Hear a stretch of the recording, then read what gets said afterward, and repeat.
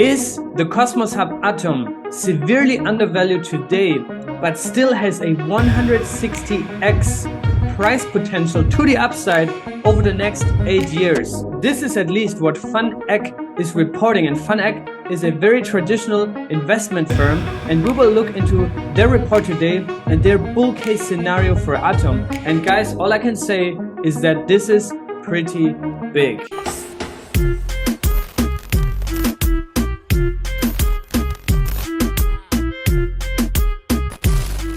Now, I started to cover the Cosmos Hub and Atom way before even IBC went live, before JUNO existed, before Osmosis existed.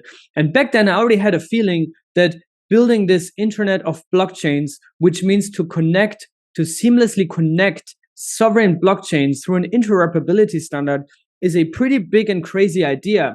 But now, fast forward almost 1.5, 2 years later, it's slowly coming together, and I'm seeing a lot of traction, a lot more interest from retail, but also from institutions, from funds. And for a long time, there have been debates about the role of the Cosmos Hub, the value accrual for the Atom coin, and how it will be positioned in the long run to still be relevant and not become obsolete, as other chains that are sovereign in Cosmos are taking a lot of market shares, right? Such as Osmosis, JUNO, Secret, all these kind of chains. Now, with interchain security coming up and Atom 2.0, a redesign of the Atom tokenomics in the works, I think the Cosmos Hub is probably in the strongest position it's ever been and has a crazy risk-reward ratio. This is obviously not financial advice, but personally, I'm pretty big and pretty bullish on Atom, especially in the long run. But now with ICS and Atom 2.0 coming up, these are two big things that get me really, really excited. If we look at the report of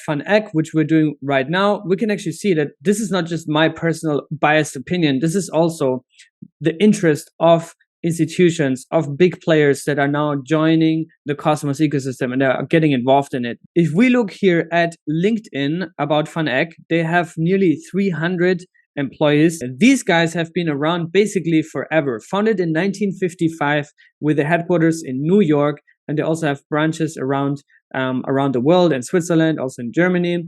And what it is, basically an investment management expertise, which they have in hard assets, which basically means gold and commodities, international equities, fixed income and alternative strategies, mutual funds, institutional and separately managed accounts, and Eck ETFs. And the whole Bitcoin ETF thing came up basically late last year, I think around November, when they made the case for Bitcoin and basically said Bitcoin needs to be part of a portfolio in modern times. It has very low correlation to traditional asset classes like the broad market equity indices, bonds, and gold. And you have to have a certain percentage of your portfolio in crypto, or at least in Bitcoin. And if we fast forward to August of 2022, we can see this latest report, why we're bullish on Atom, right? And this is written by Patrick Bush, who is a senior analyst, and Matthew Siegel, who is the head of digital asset research, right? So this is not just some interns that wrote this. This is pretty much the opinion of Eck on Atom. And I will just give you a brief TLDR on the opinions of Eck on Atom and Cosmos. And the report actually already starts with a banger where they are saying that based on our discounted cash flow analysis, we arrived at a $140 price target for the Atom token with a downside to $1. Now, this does not mean that they think that Atom is going to reach $140 in 2030. This means that today, Atom should be worth $140, which basically means it is heavily undervalued. Because the price when they wrote it on the 2nd of August, Atom price was around $10. Now it's slightly below, around $11. But they say this is a 14-to-1 odds presented and believe this is a buying opportunity for the token as of right now. So severely undervalued as of today. Then they go on and basically compare the Cosmos Hub, what a layer 0 is. And I think there's a lot of nuance that can be argued, right? Whether the Cosmos Hub is a layer 0. Personally, I think IBC is actually the layer 0. The Cosmos Hub is a layer 1 that basically competes with other layer 1s in Cosmos and outside of Cosmos. Same counts for Polkadot. I don't think the relay chain in Polkadot is a layer 0, nor Avalanche. I think they're all layer 1s. But I think this is all nuance that can be debated. But cross-chain bridging is basically the core value proposition that Cosmos has, which I said in the very beginning, the idea to seamlessly connect blockchains that are not usually compatible to each other, right? And of course, for chains that are built using the Cosmos SDK and are running on Tendermint, I think it's much easier to create this compatibility through IBC as opposed to chains that are running on a different consensus algorithm. Then they're making the case for cross-chain bridging and why it's so important for the future of crypto and how IBC fits into that picture, right? Because we have seen bridges in the past, and a lot of them got exploited left and right, but IBC is just different because it's a light client bridge in that sense, right? And they also explain that what a light client bridge is, how the real layers work on a very high level. And I think this is actually the secret sauce of Cosmos is actually IBC, right? But in fact, it's the whole ecosystem around it. It's also these other tech stacks like the Cosmos SDK, also like Tendermint, right? Those are all fundamental innovations that Cosmos has. And I think all these put together are basically what makes Cosmos so exciting. But IBC being probably the secret sauce, the secret weapon that Cosmos has over any other ecosystem, because there's just nothing like IBC out there. Now, the big question is, how does Atom accrue value from all this, right? We're now all convinced, okay, IBC is cool, Cosmos SDK is cool. We're seeing the adoption, more and more chains joining the space. But how does Atom benefit from it? And remember how I just said, Atom is just basically a layer 1 blockchain that competes with other chains in Cosmos. But how would it still accrue value from a rising Cosmos ecosystem, right? If the tide rises in Cosmos, how do we make sure that Atom, as the OG coin in Cosmos, the first one, the godfather of Cosmos, how does it not get obsolete over time? And this is where also fun access, interchain security comes in. Interchain security, and I made a whole deep dive on this weeks ago, also with a core designer of interchain security with Jihan. What it basically does, it leases out their security to other chains that then pay rent for it, basically. And the way it's going to be working is through on-chain governance. We already see the first projects lining up, like Neutron and Quicksilver. And given that the Cosmos Hub is highly secure with 175 validators and a security of north of $2 billion US, this would just make it very hard and economically unsavvy and unwise for an attacker. So that's why the Cosmos Hub has this value proposition of being the most secure chain in Cosmos, right? That's one big thing, which is why the Cosmos Hub will act as a security source for other chains that can launch using the security of the Cosmos Hub. And this is how the Cosmos Hub will accrue value by a rising Cosmos ecosystem, by rising Cosmos adoption. Because as much as we love this app chain thesis, and I just had a debate with Kal Samani and Jack Sempolin about this, as much as we love this app chain thesis, after all, it's still very hard to launch your own blockchain with your own validators to make sure it's secure, to get to that level where it's also secure enough and decentralized enough.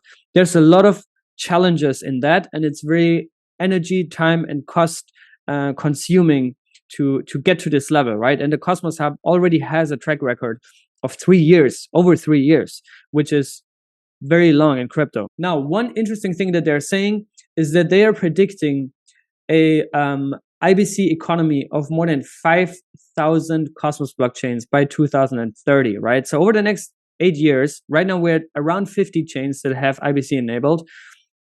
They say this number can easily 100x to 5,000 chains over the next 8 years. And the question is, how much of that will be running using shared security or interchain security from the Cosmos Hub? Actually, we can also already get to this point. They're basically saying that all future blockchains and estimate that the Cosmos Hub secures 50% of all Cosmos chains. So that basically means they're saying that 2,500 chains or 2,500 dApps will be implementing shared security or somehow accrue value back to the Cosmos Hub by 2030.